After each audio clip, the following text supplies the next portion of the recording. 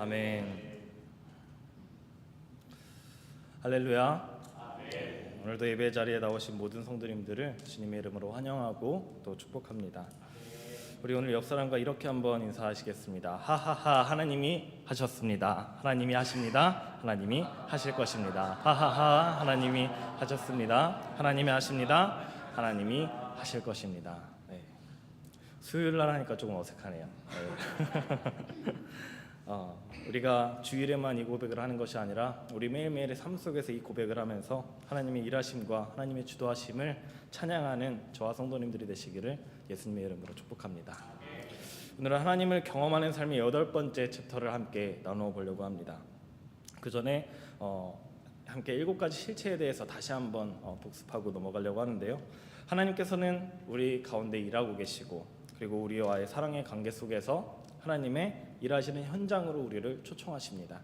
그리고 초청하는 그 자리 가운데 말씀하셔서 우리에게 조정과 결단을 요구하십니다.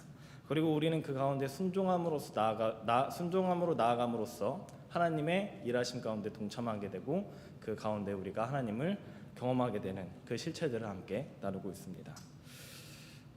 오늘은 7가지 실체 이 안에는 명시되어 있지는 않지만, 이 안에 명시된 실체들 속에 우리가 꼭 기억해 두어야 하는 것에 대해서 함께 나누기 원합니다. 오늘 제목을 함께 큰 목소리로 읽어보겠습니다. 시작. 하나님이 주도하신다. 다시 한번 읽습니다. 시작. 하나님이 주도하신다. 네. 아멘이십니까? 네. 하나님께서 우리의 삶뿐만 아니라 세상의 모든 것을 다 주도하고 계신 줄 믿습니다. 제가 한 이야기를 해드리고 오늘 말씀에 시작하도록 하겠습니다. 말이 한 마리 살고 있었습니다. 이름은 홀스입니다. 홀스는 정말 멋있게 생긴 말이었습니다. 새하얀 털에 단단한 근육을 갖고 있었죠. 홀스는 곧 왕의 선택을 받아가지고 이제 왕을 태우는 그런 말이 되었습니다. 덕분에 최고로 좋은 대우를 받으며 이제 왕궁 안에서 살게 되었습니다. 다른 말들은 평생 못 먹어보는 그런 음식들을 먹고 독채 마구간에 살고, 그리고 마구간이 열려 있어가지고 그냥 언제라도 나가서 뛰어놀 수 있는 아주 좋은 곳에서 완벽한 환경에서 살고 있었죠. 하루는 왕이 말을 타고 이제 마을에 이제 한 바퀴 이렇게 돌려고 나가게 되었습니다. 그래서 홀스를 타고 이제 나가게 되었는데, 이제 백성들이 있는 그 마을로 들어가게 되었습니다. 왕이 마을에 들어서자마자 수많은 사람들이 환호를 하면서 박수를 치기 시작했습니다. 그러고는 왕이 그 말에서 내리자마자 이제 사람들이 바닥에 엎드러져 가지고 이제 왕을 향해 절을 했습니다.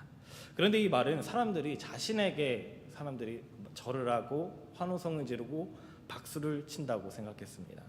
그래서 스스로 정말 나는 잘난 말이다라고 생각을 하였고, 자신의 고삐를 쥐고 있던 그 사람에게 자신의 앞발을 들어가지고 이제 나를 마음대로 하지 말라고 위협하기 시작했습니다. 그 고삐를 쥐고 있던 사람이 누구였을까요? 바로 왕이었습니다. 이제 그 왕에게 위협을 가했던 이 홀스는 그 자리에서 이제 왕이 홀스를 처분하기로 하고 병사들에게 둘러싸여서 그 생을 마감하게 되었다는 슬픈 이야기입니다. 여러분, 이 이야기에서 주는 교훈이 무엇일까요? 그렇습니다. 교만하지 말라는 것이죠. 성경에 보면 교만에 대해서 참 많은 말씀을 해주고 있습니다. 그 중에 가장 유명한 구절이 있죠. 잠언 16장 18절 말씀, 우리 함께 읽겠습니다. 시작. 교만은 인간의 천국이요 거만한 마음은 넘어짐에 앞자리이다. 아멘. 교만은 패망의 선봉입니다. 방금 해드린 이야기 속에서 이 홀스가 받았던 것들이 스스로 얻은 것이 있나요? 스스로 얻은 것은 하나도 없습니다. 왕에게 선택되어서 얻은 것들입니다. 그러나 그것을 알지 못하고 사람들이 자신에게 환호하는 모습을 보면서 자신이 위대한 말인 줄 착각하고 자신의 주인이었던 왕을 오히려 위협하려는 모습 속에서 우리는 우리의 모습을 다시 한번 돌아봅니다. 하나님의 자녀로 택함받아 이 세상 속에서 하나님이 주신 것들을 누리며 살아가고 있는 우리가 교만해진다면 고삐를 잡고 있던 왕에게 반항했던 위협을 가했던 이 홀스처럼 우리의 삶의 주도권을 잡고 계시는 하나님을 무시하고 나의 뜻대로 하게 되는 것입니다. 우리의 고삐를 잡고 계시는 분, 또한 주도권을 가지고 계시는 주도하시는 분이 하나님이시라는 사실을 놓치지 않으시는 저와 성도님들이 되시기를 예수님의 이름으로 축복합니다. 하나님이 주도하신다. 하나님이 주도한다는 말은 어떤 말일까요? 사전에는 주동적인 처지가 되어 이끌어가다라고 명시되어 있습니다. 여러분은 하나님께서 주도하신다는 것을 믿고 계십니까? 그렇다면 하나님께서는 무엇을 주도하고 계실까요? 하나님께서 무엇을 이끌어가고 계십니까? 그리고 그것을 어디로 이끌어가고 계시는 것일까요? 어쩌면 오늘 말씀은 6장에서 하경삼 6장에서 함께 나누었던 이제 하나님이 당신 주에서 일하고 계신다라는 그 말에 연장선상에 있는 그런 장이 되겠습니다. 하나님께서는 우리 주위에서 우리를 주도적으로 이끌어 가신다고 할 수 있겠습니다. 그리고 우리뿐만이 아니라 이 세상의 역사를 주도하고 계시고, 또한 하나님께서는 우리 주위에서 우리를 주도적으로 이끌고 계신다고 말할 수 있죠. 각 사람의 마음을 이끌어 가시는 분이 바로 하나님이십니다. 그리고 하나님께서는 지금도 우리를 선한 길로 이끌어 가고 계십니다. 왜냐하면 하나님께서는 하나뿐인 독생자 예수 그리스도를 죽이기까지 우리를 사랑하시는 분이시고, 또한 죄인인 우리를 용서하시고 구원하시는 분이시기에 그렇습니다.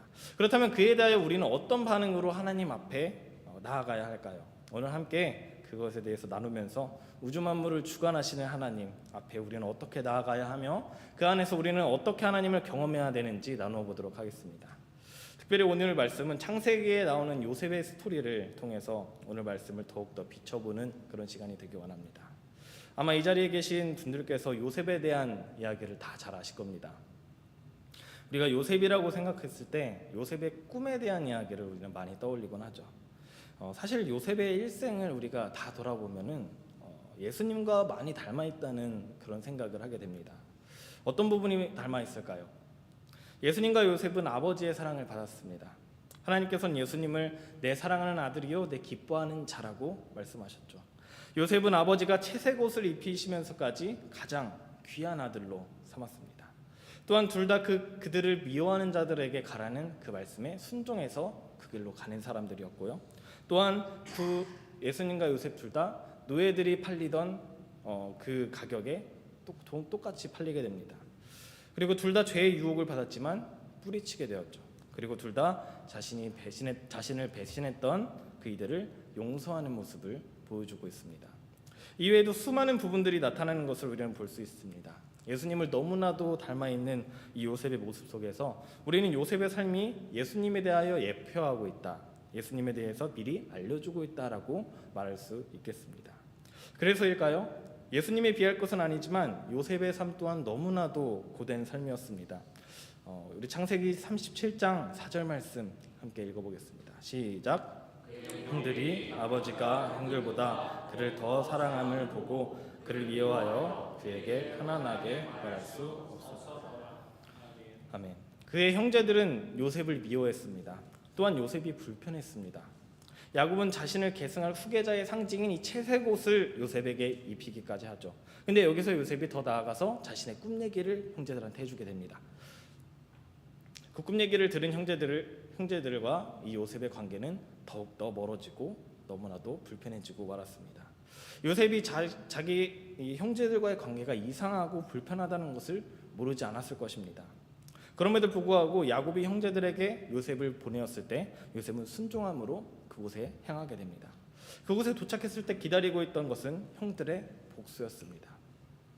요셉의 옷을 벗겨서 준비한 구덩이에 요셉을 던져넣고 죽이려고 합니다. 근데 거기에서 그러나 유다의 보호로 그는 미디안 상인들에게 은 20에 팔려가게 되죠. 노예로 전락하게 되는 것입니다. 한 민족의 후계자가 될 사람이 한순간에 노예가 되는 것입니다. 노예로 가게 된 것은 고위 관료의 집이었습니다. 여기서 열심히 해서 가정 총무가 되었는데 그 주인의 아내가 유혹하는 것을 뿌리치고 나왔더니 모함을 받고 감옥에 갇힌 신세가 되었습니다. 어떤 감옥이요? 왕의 죄수들을 가두는 감옥이요. 그럼에도 불구하고 열심히 해서 감옥에서 무언가를 하니까 이제 감옥 안에서 사물을 처리하게 되었습니다. 어느 날 관료였던 두 사람의 꿈을 해석해주고 한 사람이 나가게 되었을 때 나를 기억해달라고 이야기하지만 나가자마자 어떻게 돼요? 잊어먹습니다. 여러분, 여기까지 요셉의 이야기를 그냥 그랬습니다 이렇게 받아들이지 마시고 정말 그 삶에 깊이 한번 공감해 보면서 읽어보시기 바랍니다. 여러분이 요셉이었다면 어떻게 하겠습니까?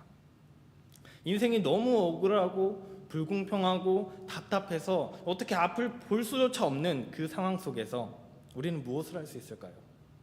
우리는 이런 상황을 가지고 답이 없다고들 말을 합니다. 정말 답 없는 상황이죠. 이제 희망도 기대도 걸어볼 수 없는 그런 상황이었을 것입니다. 그러나 그럼에도 불구하고 요셉이 낙심하지 않고 꿋꿋이 나아갈 수 있었던 것은 하나님께서 내 삶에 함께 하시며 내 삶을 주도하고 계시다는 그 사실을 알고 있었기 때문입니다.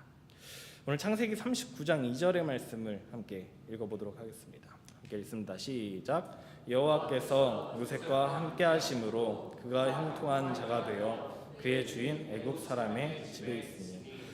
또 창세기 39장 23절입니다. 함께 읽습니다. 간수장은 그의 손에 맡긴 것을 무엇이든지 살펴보지 아니하였으니 이는 여호와께서 요셉과 함께 하심이라. 여호와께서 그를 범사에 형통하게 하셨더라. 아멘. 창세기에서는 요셉이 형통하다라고 말을 하고 있습니다. 여기서 형통하다라고 하는 말은 이 단어를 사전에서 찾아보면 이렇게 말합니다. 모든 일이 뜻과 같이 잘 되어가다. 여러분, 여기 요셉이 당하는 모든 일이 뜻과 같이 잘 되어가고 있나요? 아마 세상 그 누가 요셉의 그 어려움을 뜻하고 이뤄낼 수 있을까요? 아무도 그렇게 하지 못할 것입니다. 요셉의 뜻과도 달랐습니다. 그러나 하나님의 뜻과 같이는 잘 되어왔습니다. 창세기에서는 요셉이 그리고 형통하다라고 기록된 이 단어를 성경 원어로 살펴보면 건너가다, 통과하다, 번창하다 이런 뜻을 가지고 있는 차라흐라는 히브리어로 쓰입니다. 그런데 어떤 번역에서는 이렇게도 번역합니다. 앞으로 나아가다. 그렇습니다. 하나님께서는 요셉을 앞으로 나아가게 하신 것입니다. 형제들에게 배신당한 그 구덩이 속에서도 앞으로 나아가게 하셨고, 노예로 팔리는 그 순간에도 앞으로 나아가게 하셨으며, 모함을 받아 갇힌 감옥 속에서도 요셉을 앞으로 나아가게 하시는 것입니다. 하나님과 함께 나아가는 것, 그것이 바로 형통입니다. 이것을 요셉이 했을까요?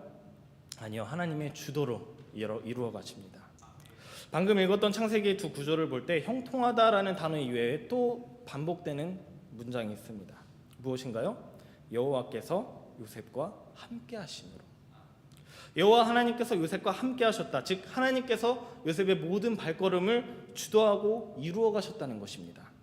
여러분, 요셉의 삶뿐만이 아닙니다. 성경에 나타나는 수많은 사건들과 더불어 이 세상에서 이루어지고 있는 수많은 일들이 하나님의 주도와 주관하심으로 이루어지고 있다는 사실을 우리가 기억해야 합니다. 또한 그것은 이 땅에서 살아가고 있는 우리의 삶도 포함됩니다. 심지어는 그것이 고난 가운데 있는 상황이라고 할지라도 하나님께서 그 삶을 주도해 나가고 계시다는 사실에는 변함이 없습니다. 더 선한 길로 인도하시기 위해서 우리에게 감당할 만한 고난을 주시는 것입니다. 오늘 본문 말씀을 다시 한번 보겠습니다. 오늘 본문 말씀 함께 읽습니다. 시작. 너희 안에서 행하시는 이는 하나님이시니 자기의 기쁘신 뜻을 위하여 너희에게 소원을 두고 행하게 하시나니. 자, 아멘. 여기에서 소원이란 말은 헬라어로 델로라고 하는 말로 원하다, 열망하다라는 뜻을 가지고 있습니다. 즉 소원이라는 것은 마음속에 간절히 원하고 열망하는 것을 말하는 것이죠. 그리고 본문에서 두 번이나 쓰인 이 행하다라는 단어, 헬라어로 에네르기오라고 합니다. 영어로는 에너지라고 하죠. 하나님께서 우리 각자의 마음에 소원을 두고 우리 마음에 에너지가 되어주신다는 말씀입니다. 그리고 우리가 그 소원을 이룰 수 있도록 우리로 하여금 일하게 하신다는 것이죠. 이것이 무엇인가요? 하나님이 주도하시는 것입니다. 한 가지 전제 조건이 있습니다. 자기의 기쁘신 뜻을 위하여 하신다는 것입니다. 하나님의 기쁘신 뜻을 이루기 위하여 하나님께서 주도하신다는 말씀이죠. 그러기 위해 가장 필요한 것이 무엇입니까? 하나님의 그 기쁘신 뜻에 우리의 뜻이 일치되어야 한다는 것입니다. 그리고 그것에는 우리의 뜻에 하나님이 맞춰주시는 것이 아니라 하나님의 뜻에 우리가 맞추는 것을 의미합니다. 그것이 바로 신앙생활에서의 조정입니다. 우리의 뜻이 하나님의 뜻과 맞지 않는다면 과감하게 떼어버리고 하나님의 뜻에 맞게, 하나님의 틀에 맞게 맞추어 나가야 한다는 것입니다. 여러분 모두 잘 아시는 철로역정에 보시면 주인공인 크리스천이 어느 집에 들어갑니다. 그런데 그 집에 어떤 사람이 차가운 찬물을 계속해서 불이 타오르고 있는 난로 속에 계속 붓는 것을 볼 수 있어요. 근데 이상하게도 이 불이 벽난로에 찬물을 끼얹을수록 불이 더 활활 타오르는 것입니다. 그래서 왜 그런지 궁금해서 뒤로 가보니까 벽난로 반대편에서 한 사람이 계속해서 기름을 붓고 있었습니다. 무슨 의미입니까? 하나님은 우리 마음에 불타는 소원을 주시는데 사탄은 계속 찬물을 끼얹습니다. 그래서 우리의 소원이 식게 만듭니다. 마음과 일상이 분주하게 만들고 마음과 육체가 피곤하게 만들고 좀 더 자고 싶고 좀 더 편하고 싶은 마음을 주고 시험을 들게 해서 우리의 소원을 식게 만드는 것이죠. 이게 무엇입니까? 영적 전쟁입니다. 그렇다면 하나님께서 주도하시는 가운데 이 영적 전쟁에서 승리할 수 있는 방법은 무엇일까요? 우리의 행동, 우리가 해야 되는 그 액션은 무엇일까요? 교제 속에서는 자기 중심적인 삶에서 벗어나 하나님 중심의 삶으로 살아가야 한다고 이야기하고 있습니다. 그렇다면 하나님 중심의 삶은 어떤 삶일까요? 저는 하나님 중심의 삶이란 싸우는 삶이라고 생각했습니다. 누구랑 싸워요? 나 자신과 싸우는 것입니다. 이 자리뿐만 아니라 세상 누구도 선한 사람이 없습니다. 아무것도 하지 않고 그냥 내버려 둔다면 누구나 자기 멋대로, 자기 하고 싶은 대로 살아갈 것입니다. 누구나 세상에서 얻는 그 부와 명예를 가지고 살아가고 싶고 누구나 자기 자신만의 어떤 쾌락과 그 재미를 위해서 살아갈 것입니다. 그게 인간의 본능이고 인간의 죄성이기 때문입니다. 하나님 중심으로 살아갈 수가 없죠. 그렇기 때문에 내 본능과 싸워야 한다는 것입니다. 나에게 머물러 있는 이 초점을 하나님께로 옮기고 그리고 하나님께로 바꾸고 하나님을 의지하면서 하나님을 신뢰하는 마음으로 살아가야 한다는 것입니다. 세상에서 나의 지위나 경제적인 수준이 어떠하든지 하나님 앞에서는 늘 겸손해야 하며 그리고 낮아져야 합니다. 내가 하고 싶은 대로가 아니라 하나님께서 원하시는 대로 살아가야 한다는 것입니다. 그것을 위해서 하나님께 능력을 구하지만 스스로도 철저하게 싸워나가는 것, 내 죄성과 내 본성과 싸워나가는 것이 바로 하나님 중심으로 살아가는 것이라고 할 수 있겠습니다. 요셉의 모습을 보면 어떻습니까? 보디발 장군의 아내가 동침하기를 청했을 때 그의 반응이 어떠한가요? 요셉은 이렇게 말합니다. 우리 창세기 39장 9절 말씀 함께 읽습니다. 이 집에는 나보다 큰 이가 없으며 주인이 아무것도 내게 금하지 아니하였어도 금한 것은 당신뿐이니 당신은 그의 아내이니라.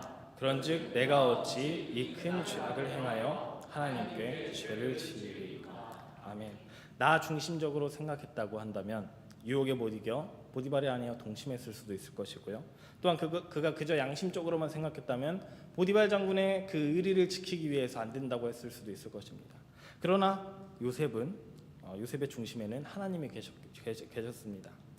그렇기 때문에 보디발 장군이 아닌 내가 어찌하여 여호와 하나님께 죄를 지으리까라고 말할 수 있던 것입니다.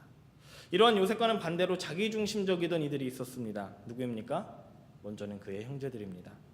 자기들의 분에 이기지 못하여 요셉을 죽이려고 합니다. 노예로 팔아버리죠.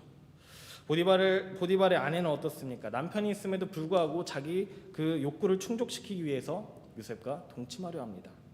여러분, 우리의 주인은 우리 자신이 아닌 하나님 한 분이십니다. 그렇게 우리는 하나님과 멀어지려고 하는 우리의 죄성과 싸워야만 합니다.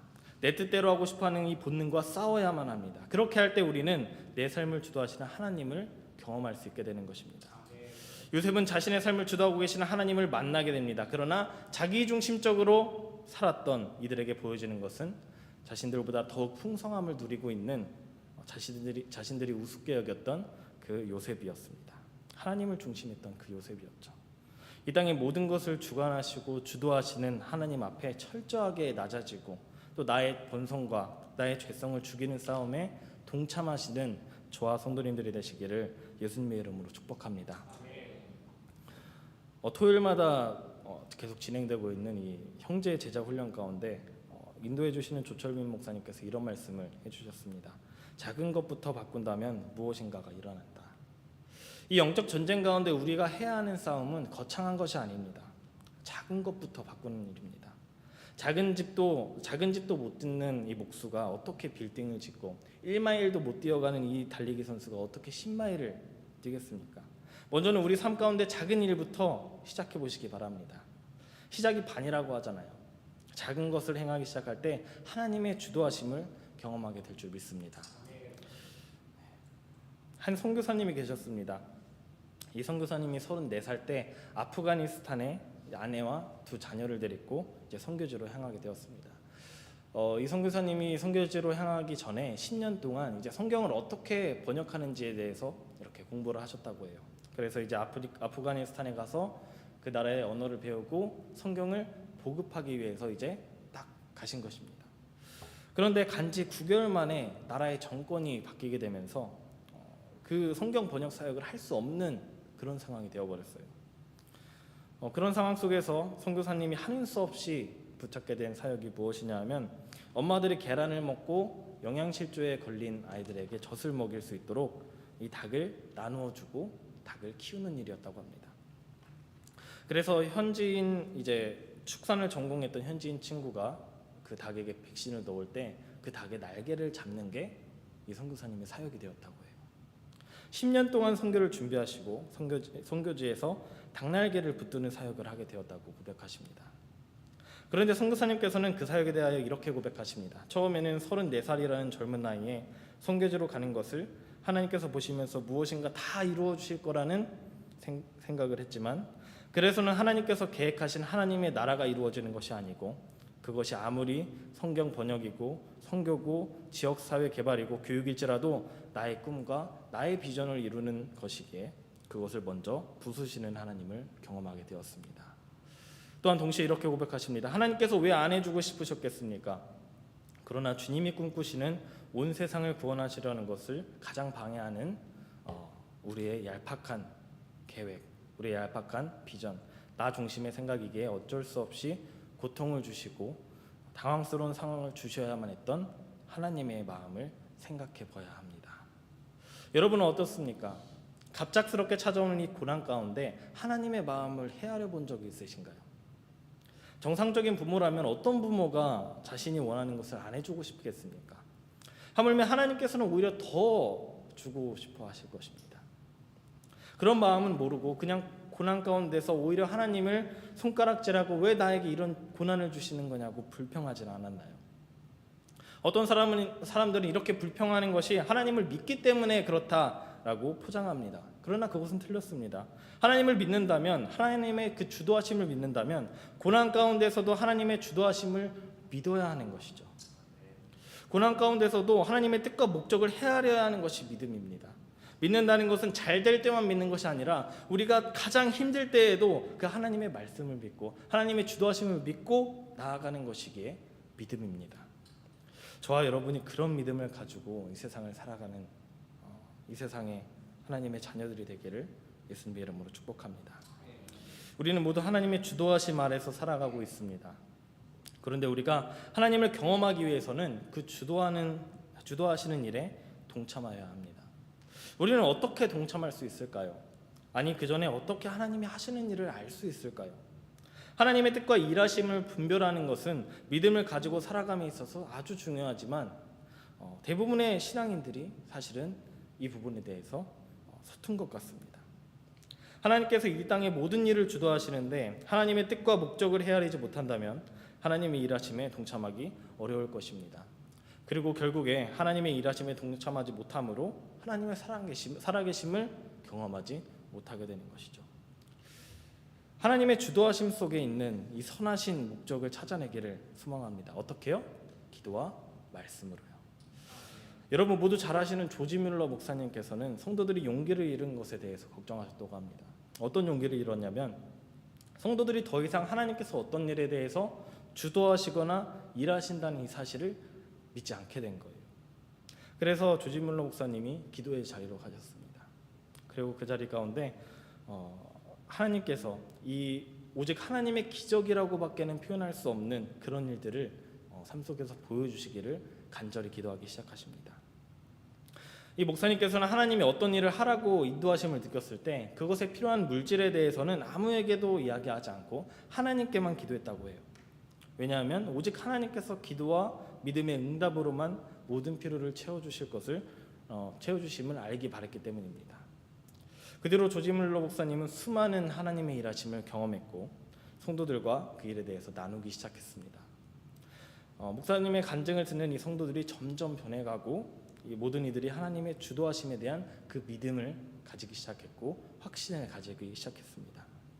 그래서 조지 밀러 목사님은 생전 성경 보급과 기독교 교육을 위한 그 기관을 창설했고 고아원 4곳을 운영하셨으며 목사님 계실 때 1만 명이 넘는 아이들이 이 고아원을 통해서 보살핌을 받았다고 합니다. 목사님의 기도 응답으로 기부된 당시에 800만 달러에 해당하는 돈을 모두 나누어 주시고 목사님이 하나님의 부르심을 받으셨을 때 통장에는 800달러만이 남아 있었다고 합니다. 목사님께서는 어떻게 하나님의 뜻을 알고 행했을까요? 목사님께서는 이렇게 말씀하십니다. 하나님의 뜻을 찾는 데 있어서 말씀을 통한 성령의 깨우치심에 진지하고 참을성 있게 임했던 때를 저는 기억하지 못합니다. 그럼에도 불구하고 저는 항상 바른 인도를 받았습니다. 그러나 하나님 앞에 솔직한 마음과 바른 관계를 갖지 못했거나 하나님의 지도를 참을성 있게 기다리지 않았거나 살아계신 하나님의 말씀보다 주위 사람들의 의견을 더 존중했을 때 저는 많은 실수를 범했습니다. 동시에 목사님께서는 어떻게 하나님의 목적을 그리고 하나님의 뜻을 분별하는지에 대해서 말씀해 주십니다. 먼저는 하고자 하는 일에 대해서 내 마음에 한치라도 나의 뜻이 남아있지 않게 하는 것, 내 마음속에 내 뜻이 하나도 없게 될 때까지 하나님 앞에 기도하는 것입니다. 그 후에 오는 느낌이나 어떤 감정의 그 결과를 맡기는 것이 아니라 성령님의 뜻을 성경에서 혹은 성경과 관련하여 찾습니다. 그리고 나에게 주어진 환경이 그 일로 이끌어가는지를 돌아봅니다. 그 후에 하나님의 뜻을 바로 가르쳐 주시기를 기도하고 말씀을 공부하고 묵상함으로써 신중하게 판단해서 2-3번 기도하면서 내 마음이 평안한지 확인하고 그 다음에 실천에 옮기셨다고 합니다. 이것이 하나님의 뜻을 분별하는 방법입니다. 부끄러운 이야기지만 저 또한 이 조지 밀러 목사님의 이 이야기를 듣고 나도 이 정도로 하나님의 뜻을 분별하는데 정말 치열하게 살아왔는가 생각해 보았습니다. 하나님의 주도하심을 믿는다면서 그거에 대해서 크게 생각하지 않고 어쩌면 방관해 온 것은 아닌지 돌아보게 되었습니다. 이 자리에 계신 우리 성도님들은 어떠십니까? 저는 이 자리에 있는 저를 포함한 모든 성도님들께서 하나님의 주도하심을 인정하고 또 하나님의 뜻을 분별하고 그 뜻을 행하는데 전심과 전력을 다하여 하나님께서 우리 마음에 쏟아놓으시는 그 에너지를 우리 삶 속에서 발휘하여 나타내는 진정한 이 시대의 용사가 되기를 예수님의 이름으로 축복합니다. 말씀 마치겠습니다. 여러분, 하나님이 주도하시는 삶, 이 얼마나 기대되고 가슴 뛰는 문장입니까? 하나님이 주도하시는 삶, 그런데 사실은 하나님께서 주도하시는 삶은 마냥 쉽고 편한 길은 아닐 것입니다. 요셉을 보십시오. 하나님께서 요셉과 함께 하셨지만, 형통하다고 했지만 그의 삶은 여전히 구덩이 속이었고 감옥 안에 있었습니다. 여러분, 임마누엘로 오신 예수님의 삶은 어떠하십니까?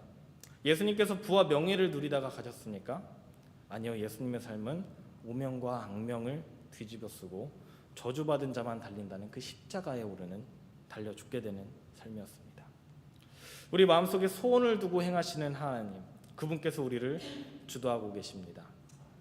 하나님의 소원은 무엇일까요? 무엇이기에 요셉은 구덩이로 가야 했고 감옥에 가야 했고 예수님은 왜 십자가에 달려야 하셨을까요? 하나님의 기쁘신 뜻은 살리기 위해 죽는 것이었습니다. 요셉이 자신에 대하여 죽고 고난당함으로써 그의 형제들과 그의 자손인 이스라엘을 살리는 일을 감당했습니다. 예수님께서는 이 세상의 모든 인류를 위해서 그분이 대신 고난당하시고 고통당하사 속죄 제물로서 죽으심으로 모든 인류를 살리시는 일을 감당하셨습니다. 그리고 하나님의 기쁘신 그 뜻은 지금 이 자리에 있는 우리를 향해 있습니다. 이 자리에 있는 내가 죽어야 가정이 살고, 이 자리에 있는 내가 죽어야 내 이웃이 살고, 내가 죽어야 이 나라, 이 민족이 살게 되는 것입니다. 그게 하나님께서 바라시는 소원이고, 그렇기에 우리의 마음속에 에너지를 불어넣어 주시는 것입니다. 우리와 함께 하시는 것입니다. 여러분, 하나님의 주도하심을 믿으십니까? 나에 대하여 철저하게 죽으시기 바랍니다. 그렇게 나아갈 때 이 땅에서의 우리의 삶이 비록 고난과 역경의 삶이 있을지라도 총리의 자리에 앉았던 요셉과 같이, 그리고 하나님 보좌 우편에 앉아 계시는 예수님과 같이 우리가 천국에서 해와 같이 빛날 것입니다. 하나님의 주도하심 속에서 하나님의 뜻을 분별하여 그리고 조정하며 하나님의 일에 동참함으로써 하나님을 경험하시게 되는 저와 성도님들이 되시기를 예수님의 이름으로